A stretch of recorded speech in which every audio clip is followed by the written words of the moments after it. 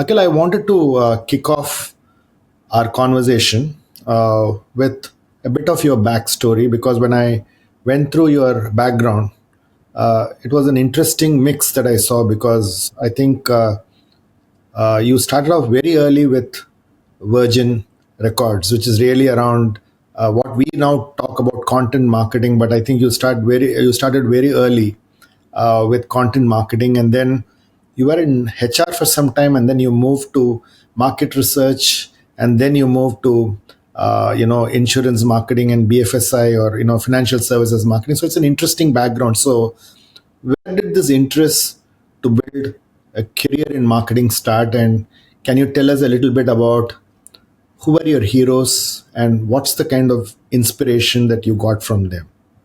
Wow. So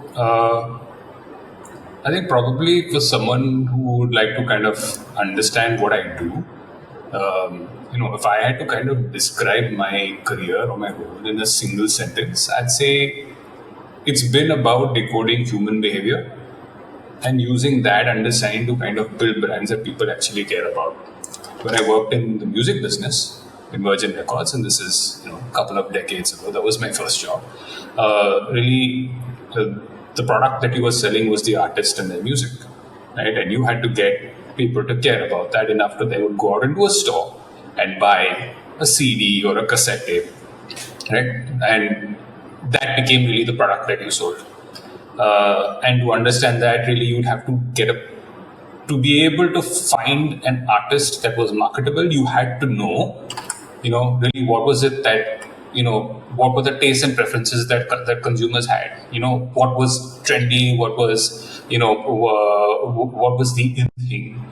Music is one of music, entertainment. These are fields which have to be very much on the pulse of the consumer, and that was probably my first sense, really, moving from someone who was just like a listener coming out of college into actually the marketing of a product, music as a product and artists as a product, and then understanding that, okay, fine, there is an entire industry that focuses a lot on understanding what is relevant to the consumer, what sounds, what trends, what music. How can you package an artist? How can you take someone who's got a lot of raw talent, right, and package them in such a way so that they can actually be, a very saleable product.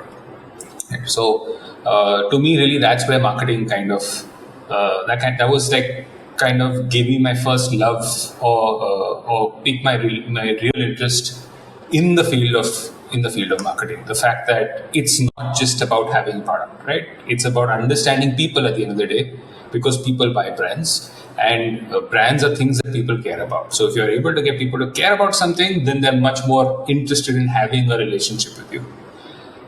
So really, I think that's what the job of all marketers are. I think over the course of that entire period, I would say I've worked across several jobs, some big, some with some very well-known brands, others in very small startups. But I've had the opportunity to kind of work across the banking and financial services industry.